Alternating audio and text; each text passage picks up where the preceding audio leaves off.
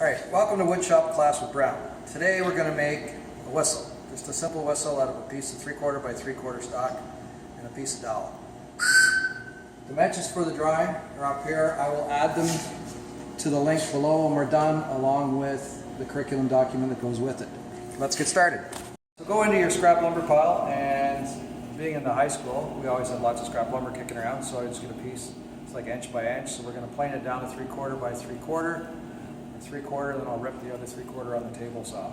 Make sure we got our safety glasses on as always. Yep. And we'll set it up. You know this stock is an inch thickness.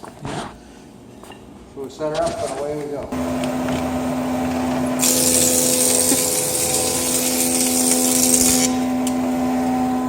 I always like to double check with the tape measure. The problem with ripping 3/4 by 3/4 is that you have to remove a lot of the safety stuff off of your saw, so it makes it a little more dangerous.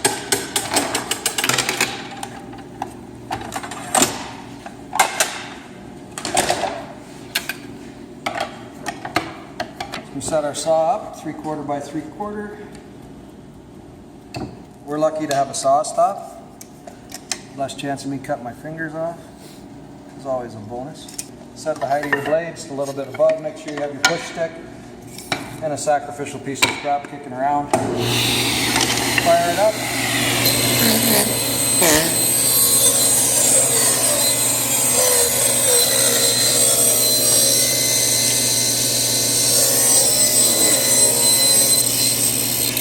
And remember, never reach across. I see a lot of videos where people are always reaching across and grabbing their material. That's where you lose fingers. We have to cut it to 4 inches in length, as per the drawing. Students, you always want to square the end off before you start anything, because it's never square. And if we're going to make a lot of these projects, I would set up a jig. But we're just making one today, so you want to mark it at 4 inches. Always sharpen your pencil too, so you have a nice sharp pencil. So sometimes when I'm doing this with my students, I'll bring it down so the blades touches like that. So we're at the mark. And then it's always nice if you just go like this, just to mark it on. So then if I'm cutting a lot of them, I can pull it off, and I can always come right back to my neat little mark. Or I can take a scrap piece of wood and clamp it here as a stop. But we're only making one today, so here we go.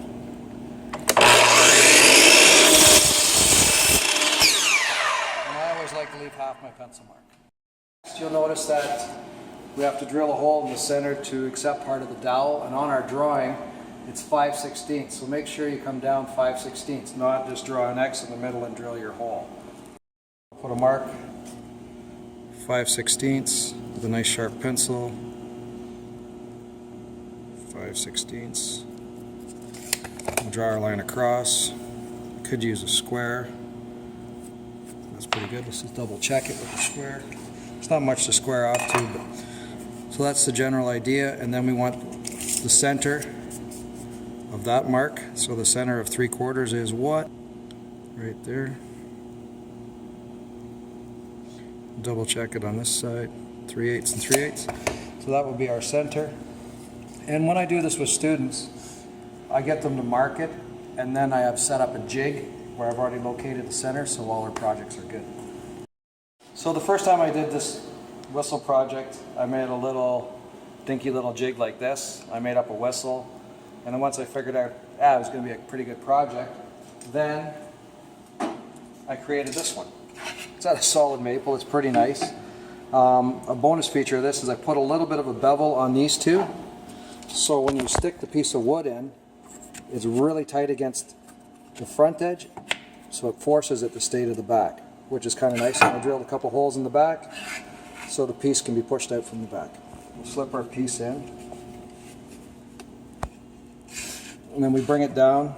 Sometimes we can put a little divot in the center so it lines up perfectly. This is where you want to take a bit of time so you get everything lining up properly. That looks pretty solid right there. And once it's there, then I'll stick a couple clamps on it just to hold it in place. Okay. I always put, for my students, you see the piece of tape on here, So I've already got the depth marked. It's a neat feature. Sometimes you just put a pencil on your drill bit so you know the depth that you're going to go with the hole when you see on the drawing. The drawing says we're coming back this distance, and I have that distance marked with a piece of tape.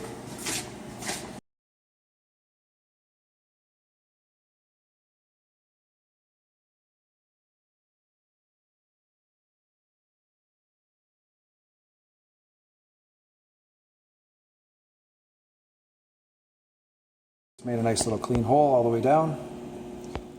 All right, our next step is to cut the V out of the piece. Okay? Yeah.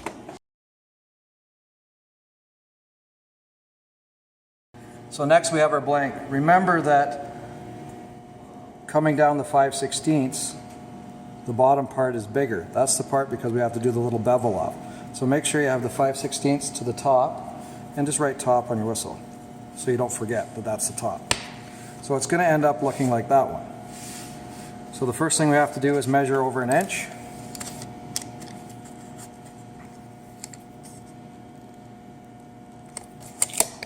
Put a little square edge down.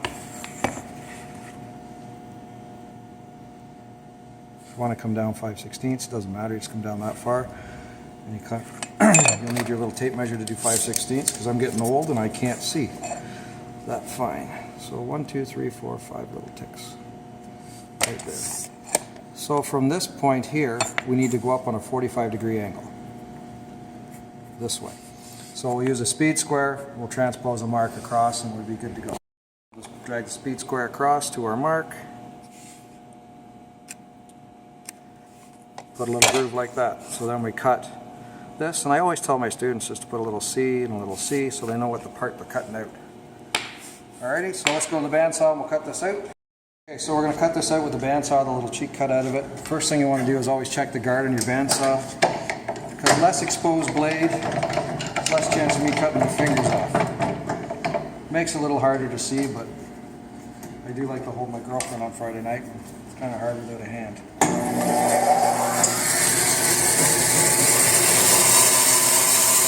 And on this case, you always want to leave the line. Right? Because once the meat's gone, you can't put it back. So leave the line. You can always sand it and file it and fine tune it.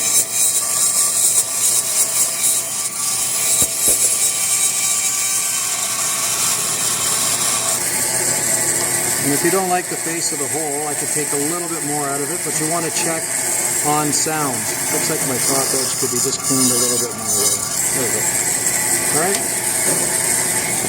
You could mark out both at the same time. I usually do it with my students, do the one, because then I get them doing to a piece of equipment, then they come back and then they put the second mark on. So we have to come down 5/8 of an inch to make the little piece for your mouth. So there's 1/2 inch, there's 5/8 right there. It's not much of a cut. So you put a little mark like that, and then according to the drawing, it comes back to the 1 inch mark. So before, if you had transposed your mark all the way to the bottom, that's why I said it really didn't matter. Then you just sort of freehand a nice little bevel.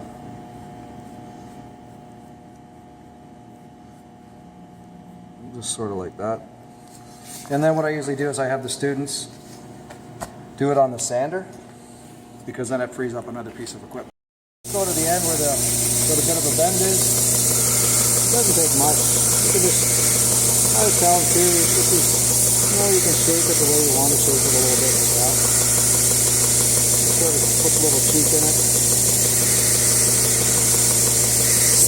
Okay. Yeah. Looks like that. It's not too straight for some reason today. Should have checked the table to make sure this was square. Pretty nice saying all. Okay? Perfect.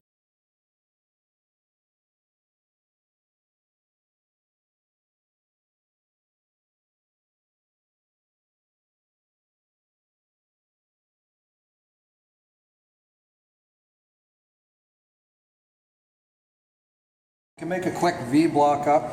I had one, but I don't know where it is right now, so let's make another one up quick. All I usually do is just take the miter saw,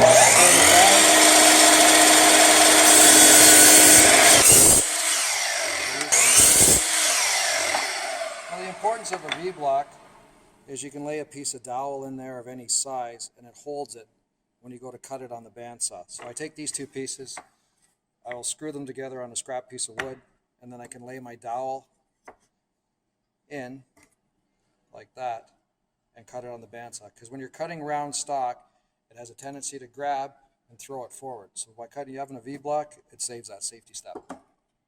So there's the two pieces of wood quickly that we're making the V-block up with. I always like, since my other one disappeared, I'm going to make this one up and we'll keep it as a good one. It's always good to slap a little bit of glue on stuff, then it never comes apart. Right, just a quick, because we know time is money. Stick it there. Always when you're gluing, you always want a nice even amount all over the whole piece. And your finger, you can always wipe it on the guy holding the camera for you too. It's always a good thing. Alrighty. So there we are. I'll flip it over, I'll bang a couple screws in it, and we're good. Flip it over, got the glue on it. It's always good. Just especially when you're using just a bit of cheap pine like this to make up the jig. It's just to pre-drill a couple holes in it.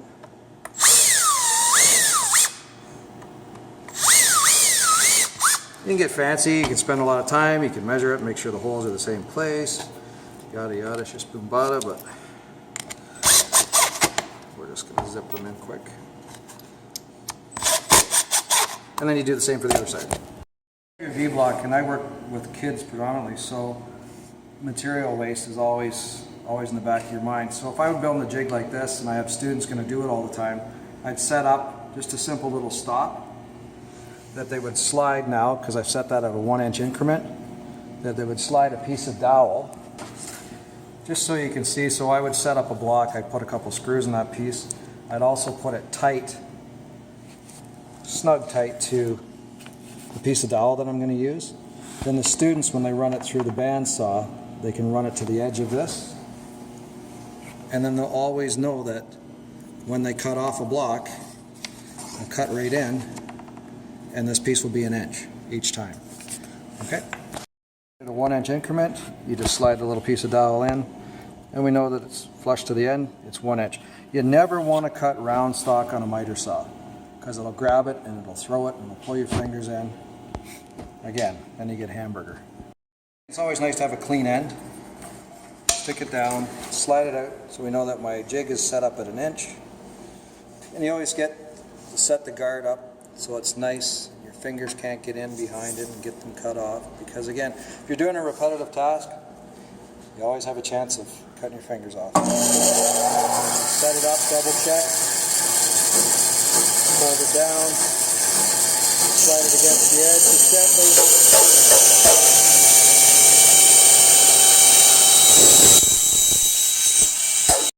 The students put it in a little vise and sand it all off, but for time and convenience, we'll fire up the sander, hold it like that tight.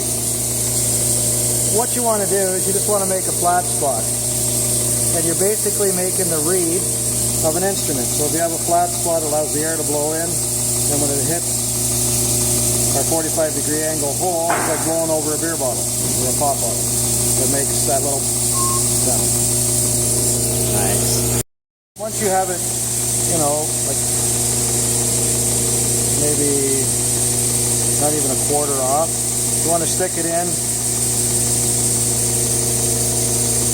I always leave it out a little bit so I can get it out. And just blow it in a little bit further. So you get the sound that you want. I like that sound there, so that's where I'm going to keep it. I'll just sand off my little pencil mark. Oh, yeah, just like that. So we started off with a square piece of wood. We planed it to 3/4 by 3/4, which got us this. We cut it to 4 inches long. Then we drilled our hole in the end, right straight through with the jig. Marked in our 45s. We trimmed down our dowel, and it works. So there you go. I also had the kids usually put a little hole in there in case they want to put a little keychain on it. But there you go. Simple whistle. Have a great day.